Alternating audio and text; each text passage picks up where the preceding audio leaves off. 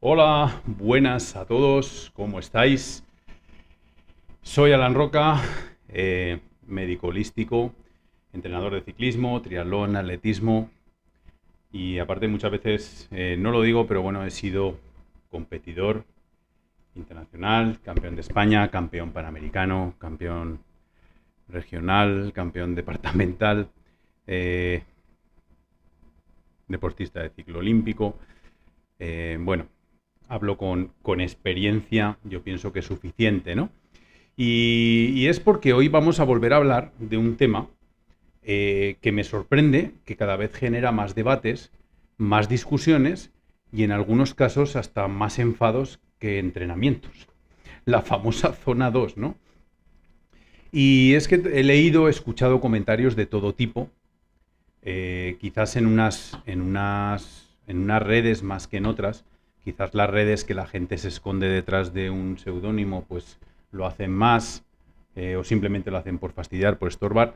Pero bueno, he escuchado comentarios de todo tipo, ¿no? Pues que la zona 2 no sirve, que es una moda pasajera, que es perder el tiempo, que solo lo hacen los cicloturistas sin ambición. Incluso entrenadores, sí, entrenadores, que se permiten rebatir lo obvio, lo que está documentado científicamente desde hace más de medio siglo. Y ojo, yo no digo que haya que entrenar siempre en zona 2, ni que sea obligatorio, válgame Dios. No pasa nada, tampoco es obligatorio progresar, ni mejorar tu metabolismo de las grasas, ni aumentar tu eficiencia. Cada uno entrena como quiere y obtiene los resultados que se merece según su entrenamiento. Pero vamos a poner las cartas sobre la mesa, porque si algo me molesta, no es alguien que decida no hacer zona 2, sino que encima se atreva a desinformar a otros diciendo que no funciona. Y así que hoy vamos a repasar qué es realmente la zona 2 o la zona 1-2, por qué funciona, qué adaptaciones genera y qué ejemplos reales tengo con mis propios deportistas y qué matices hay que tener en cuenta para aplicarlas correctamente. La zona 2, como fundamento científico, es ese rango, yo prefiero llamarla zona 1-2, porque es ese rango de intensidad aeróbica en que tu cuerpo trabaja cerca del primer umbral ventilatorio, alrededor de 1,8 o 2 milimoles de lactato en sangre, y no es ni muy suave como la zona 1, que es regenerativa, ni exigente como la zona de umbral. Es ese punto medio cómodo donde todavía puedes hablar mientras entrenas, pero el cuerpo ya está trabajando de forma eficiente. Ahora bien, ¿qué ocurre dentro de tu organismo cuando entrenas zona 2? Pues primero, logras las mejoras la biogénesis mitocondrial. Y esto significa que tus células musculares fabrican más mitocondrias, que son las pequeñas fábricas de energía. Más mitocondrias, más capacidad de producir energía de manera eficiente. Y aquí tengo que hacer un hincapié, porque hasta hace, bueno, yo ya digo, o sea, yo he sido deportista, estoy hablando de cuando era deportista de élite, de los años 92, 96. Entonces nos pensábamos que la tolerancia al lactato era la clave del entrenamiento. Conforme éramos más capaces de sufrir, éramos más capaces de tolerar más esfuerzo, por lo tanto, de subir más nuestro umbral, ¿no? Y tampoco estábamos del todo equivocados, pero había algo más, ¿no? Luego empezamos con el tema de los glóbulos rojos, ¿no? Había que tener un hematocrito y una hemoglobina con valores muy altos, incluso demasiado altos, y se empezó a ir por el tema, y hablo del tema del dopaje, ¿no? En mi época, pues los dopajes eran la cafeína, la efedrina, la anfetamina. Después ya pasó a ser el EPO, la eritropoyetina, hemoglobina sintética, pues, y demás productos, el ICAR, pues productos que mejoran esa composición para digamos, aportar más oxígeno. Y ahora estamos hablando de algo totalmente diferente. Estamos hablando de que dentro del cuerpo tenemos unas fábricas de energía que se llaman mitocondrias y la manera de generarlas es trabajando en zona 1, zona 2. Fíjate qué fácil estaba, ¿no? Entrenando despacio, ir más rápido. Y eso es lo que a la gente le choca, ¿no? Bueno, dicho este inciso, segundo, ¿no? aumentas tu habilidad para oxidar las grasas como combustible. Hemos dicho que primero mejoras la biogénesis mitocondrial y segundo aumentas tu habilidad para oxidar grasas como combustible. Y eso es decir, aprendes a gastar menos glucógeno y más ácidos grasos, lo que se traduce en una mayor resistencia y en un retraso de la fatiga. Tercero, potencias la capacidad de tu organismo de aclarar lactato. Eso significa que cuando subas de intensidad vas a poder tolerar más tiempo esa carga antes de acumular fatiga. Y cuarto, mejoras la capilarización muscular, es decir, tu cuerpo desarrolla más redes de vasos sanguíneos pequeños que llevan oxígeno a cada fibra muscular. Y algunos me dicen, pero lo que verdad genera mitocondrias es el entrenamiento de VO2 max. Y sí, en parte es cierto, los intervalos de alta intensidad generan un fuerte estímulo, pero la ciencia ha demostrado una y otra vez que el entrenamiento constante en zona 2 también estimula la biogénesis mitocondrial, sobre todo en fibras de tipo 1, las más resistentes. La diferencia es que el VO2 max es como un fogonazo intenso, mientras que la zona 2 es como un trabajo de fondo constante y acumulativo. Digamos que las ganancias, y eso en mi experiencia pues llevo desde el 2010 haciendo pruebas de VO2 max y desde el 2005 o así, me parece, pues haciendo pruebas con lactato y otro tipo de test. Yo creo que he visto suficientes casos de mejoras para entender que la zona 2 es la adecuada, ¿no? Y la que vale a todo el mundo, ¿no? El trabajo en VO2 max, primero hay que calcular bien el VO2 max. Por lo tanto, una persona que dice que la base no vale para nada o que vale para muy poco o que solo hay que hacerla 3 meses, pues si va a entrenar todo el resto de la temporada en VO2 max, pues ni me quiero imaginar cómo puede acabar matando las mitocondrias en vez de generarlas, ¿no? Y vamos a poner un ejemplo clásico, ¿no? Hay un estudio de Holosky en 1967, si no me equivoco, 1967, que fue pionero en demostrar que con un entrenamiento aeróbico prolongado se produce un aumento real de mitocondrias en las fibras musculares. Estamos hablando con análisis de biopsias en el músculo. O sea, sacamos el músculo para ver qué hay dentro del músculo. O sea, no estamos hablando de ciencia infusa, ¿no? Décadas después, pues Seiler y otros autores han demostrado también que la mayoría de los atletas de resistencia de élite entrenan entre un 70 por lo menos, un 80 o un 85% de su tiempo en intensidades bajas o moderadas, precisamente en esa franja que incluye la zona 2. Y vamos a poner ejemplos de deportistas reales y otra vez vamos con la teoría, ¿no? Y hasta aquí hemos dicho un poco, pues eso, ¿no? La teoría, pero en verdad lo que nos convence no son los estudios, sino los resultados en carne y hueso, ¿no? Y voy a poner casos míos, ¿no? Casos de deportistas, ¿no? Y como primer caso, un ciclista máster, no voy a poner nombres, lógicamente, pero con sobrepeso, y eso creo que lo puse en el primer vídeo, llegó con un 20% de grasa corporal, ¿no? Y durante 12 semanas hicimos un plan progresivo en zona 2, empezando con sesiones de 1 hora y llegando a 3 horas los fines de semana.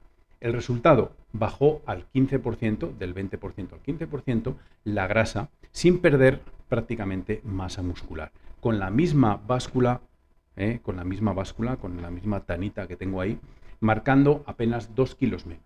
La diferencia fue brutal en sus umbrales y en cómo toleraba los esfuerzos largos. O sea, digamos que no solo mejora su composición corporal, por lo tanto mejora el vatio kilo, la reacción vatio kilo, sino que también pues mejora, y siempre digo, ¿no? También el músculo. No es lo mismo un elefante que una pantera, ¿no? Un elefante tiene mucha grasa dentro del músculo y eso hace que el músculo no funcione tan rápido como el de una pantera o el de un leopardo, ¿no? Tengo más casos, ¿no? Tengo otro caso de un triatleta aficionado, ¿no? Un triatleta recreativo que entrenaba siempre en series, ¿no? Y llegó pues quemado, ¿no? Con fatiga crónica y sin progresar. O sea, realmente llevaba años sin progresar.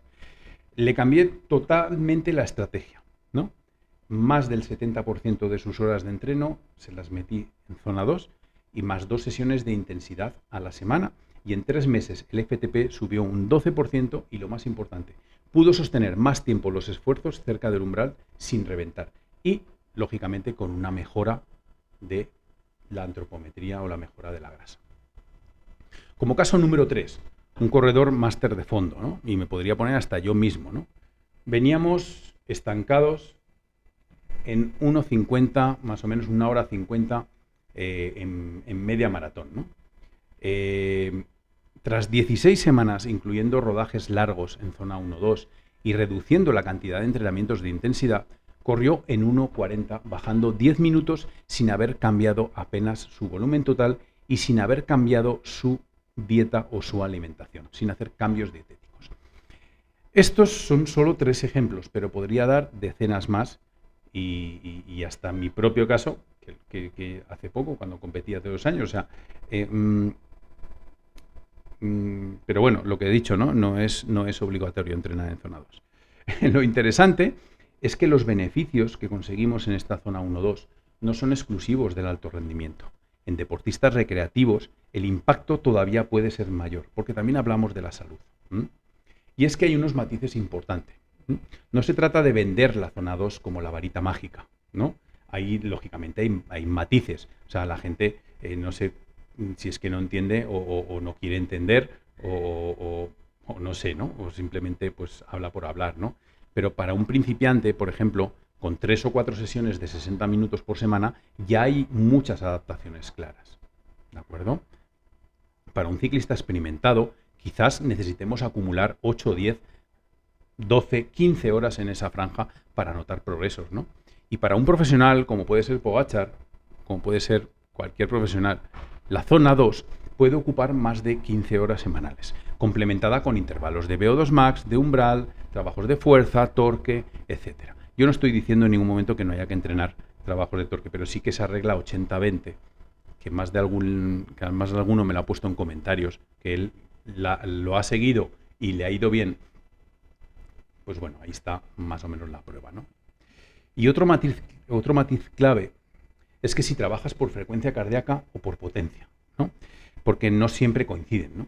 Y puede que estés en la potencia en zona 2, pero tu corazón aún esté en zona 1, ¿no? O al revés, que la potencia esté en zona 2 y tu corazón esté en zona 3, ¿no?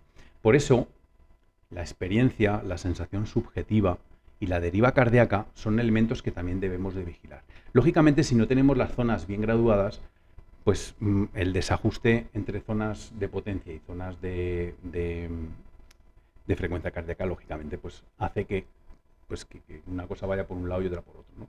Y yo siempre digo lo mismo.